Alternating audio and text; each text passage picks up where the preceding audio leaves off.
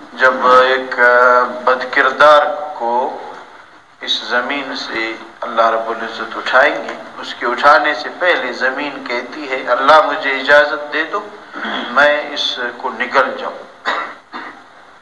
یہ آپ کا کھا کے آپ کو ناراض کر رہا ہے اور آپ کا پہن کے آپ کی بات نہیں مانتا ہے۔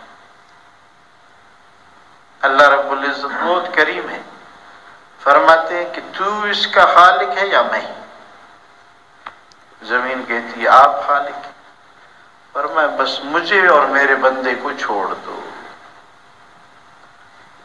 آپ یقین کریں کوئی دنیا میں آپ کے ساتھ اچھائی کرے، پیسے دے، مکان دے، شادی کرائے اور ہر پریشانی میں آپ کے ساتھ ہو، اس کی بات ماننی چاہیے یا نہیں ماننی چاہیے؟ ماننی چاہیے۔ اللہ رب العزت نے مجھے اور آپ کو نعمت دے دی ہے ساری، اب میں اور آپ نہ مانے تو ہماری ہلاکت ہے، ہماری بربادی ہے۔ تو میں عرض کر رہا تھا روح روک روک کے نکالا جائے گا اس سے،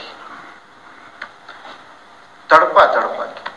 بزرگوں نے لکھا ہے کہ بد کردار، اللہ کو ناراض کرنے والا، اس کی روح جب نکالی جائے گی نا وہ ایسے ہوگی جیسے زندہ چڑیا کو آگ پر پکاؤ، کباب کرو، ایسی تکلیف۔ فرمایا جیسے ایک کانٹے دار لکڑی ہو، خاردار کانٹے دار، اس کو ایک ململ کے کپڑے پر لپیٹ دو اور اس کو کھینچ دو، تار تار ہو جاتا ہے کپڑا، یہ ایسے ہوگا۔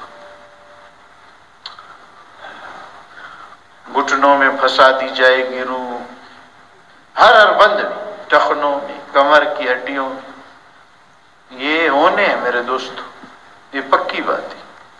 سورج تو اپنی جگہ بدل سکتا ہے، اللہ رب العزت کے پیارے محبوب کی بات میں ایک ذرہ برابر بھی شک نہیں۔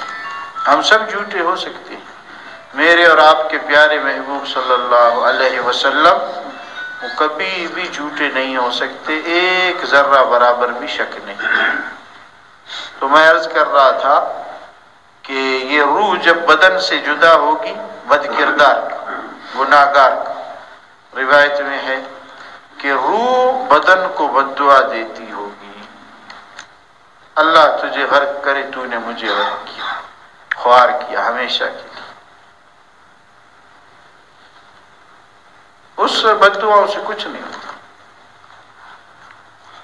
ابھی سنبھل جائے آج، جاگنا ہے جاگ لے افلاک کے سائے تلے، حشر تک رہنا پڑے گا خاک کے سائے تلے۔